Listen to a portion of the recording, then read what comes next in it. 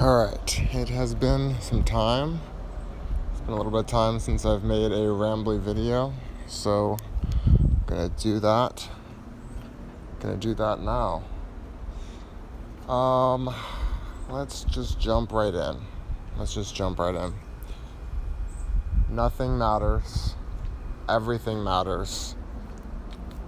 Either statement can be true or untrue. Words are insufficient. Words are used as a game. Words can be used as a way to actually try to understand and create and connect and whatever.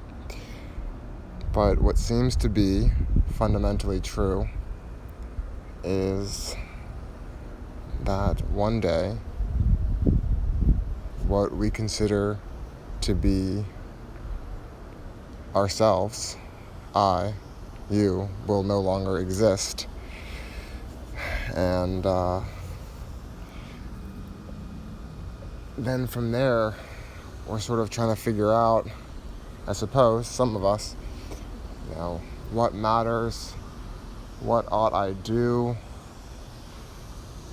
with my life, what should I care about, what do I think about concepts like God and morality, and what do I think about political issues and philosophical issues.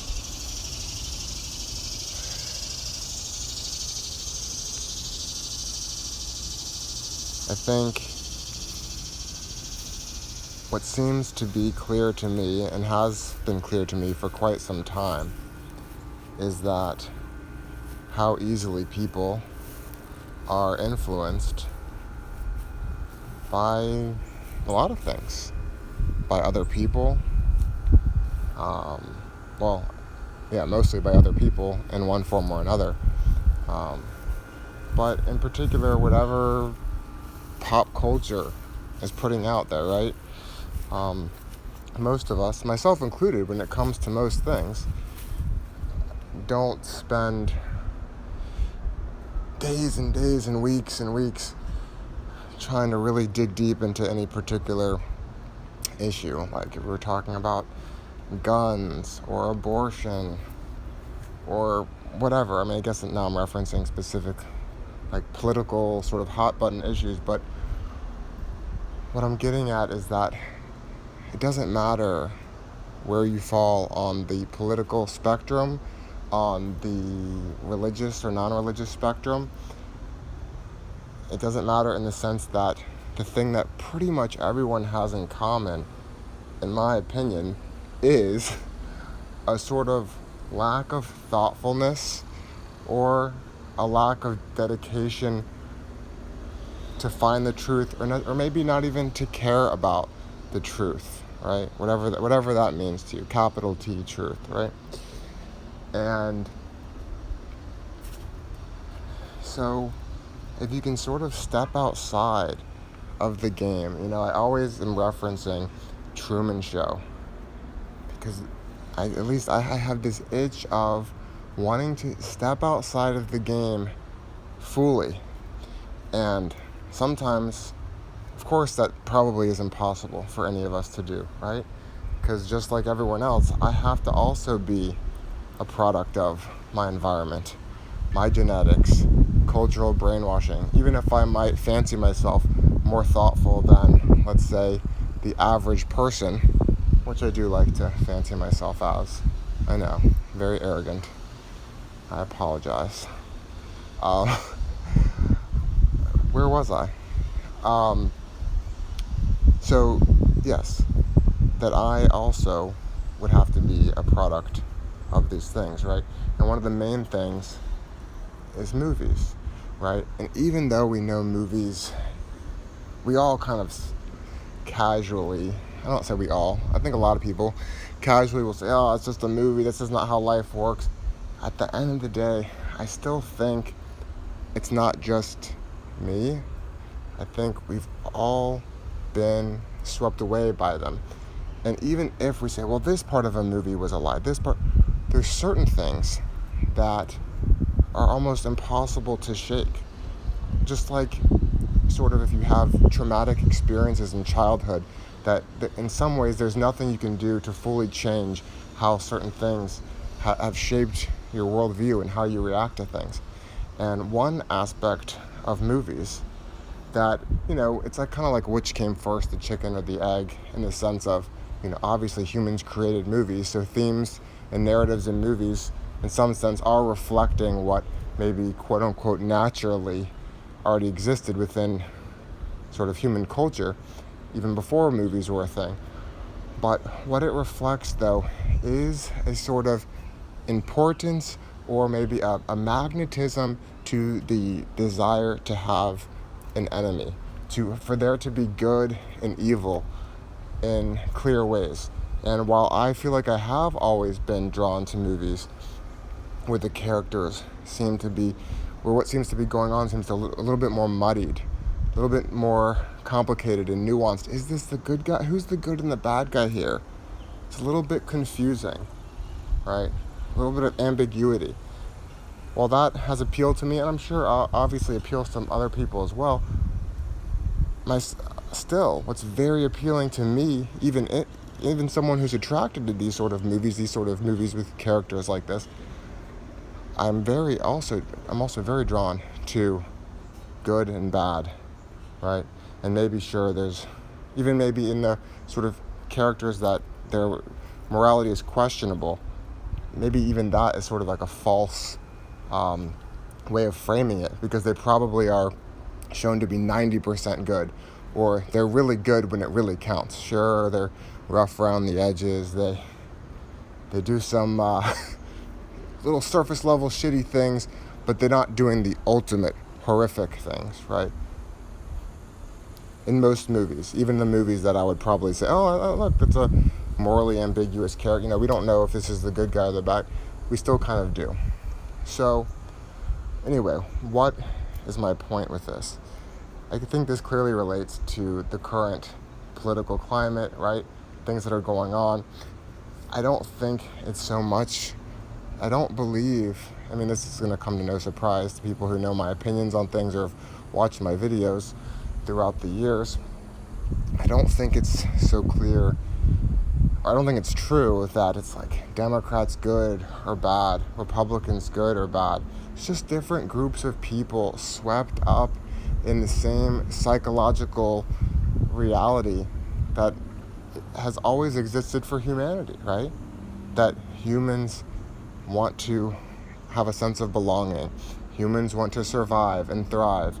They want to have a common enemy, which, is part of this process, right? Of belonging. Belonging, there's no such thing as belonging unless there's a reality of an existence where there's the opposite of that, which is not belonging, being an outsider, right?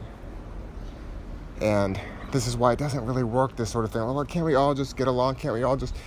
In some sense, yes. In some sense, no. We don't really want... Do we like the idea? Do people really... We're all... Because what would really be a world where there was kind of this sort of idea of world peace in some abstract sense, where just everybody got along? The world of that reality, the closest we would get to that, would really actually be the closer we could make everyone the same. I know you might say, oh, well, people that are the same, they could fight because they have the same qualities. But no, it's like if everyone had like sort of the same moral system, the same favorite things in life, things they thought were good or bad, as far as art and music and whatever. If everyone was pretty much the same, even though, yes, we can still imagine how people can be similar and fight, I agree, but the closest we would get to a sort of world of peace would be if everyone was kind of the same. Anyway, I might just be going off into tangents here. I probably am. I'm trying to connect some sort of idea here. I guess the real thing that I was trying to get at with all of this is the stepping outside of the game sort of thing. And I think that it's so easy to get sucked back in, even if you're someone who wants to step outside of it. Why? Because it doesn't matter whether, let's talk about kind of like popular characters, popular people, I mean, right? Whether it's you're a Christian or an atheist, whether that's your thing, whether it's your thing as being a Democrat or Republican, or maybe sort of a Democrat who's anti-woke, or a Republican who is totally cool with gay stuff, or what, you know what I mean? Like, whatever it is that the box that someone creates themselves in, they still have a reason. Almost always there are all sorts of reasons for them to promote a certain worldview, right? And what are those incentives? They don't want to be ostracized from whatever community they're a part of, or if they are getting money, they're popular for a particular reason, right? They don't want to turn off their viewers, their fans. So they have to sort of stay in a certain mold, right? Now, of course, I'm sure there's exceptions to this, people that exist that maybe they don't care as much for one reason or another about these different things that can influence people. And I do think those people exist. But I think the people that exist don't really remain super popular for long, right? Because it tarnishes their brand, right? But, you know, I don't know if I'm making a point in all this, but I'm going to actually try to connect this back to things like, so my friend Spino, if you're listening, you know, all this sort of animosity you have to conservatives, Republicans, whatever, you gotta, where's the root of it, right? It's like the root of the animosity, at least in part, is your belief that conservatives essentially either don't care about or actively are inflicting suffering. But surely we can see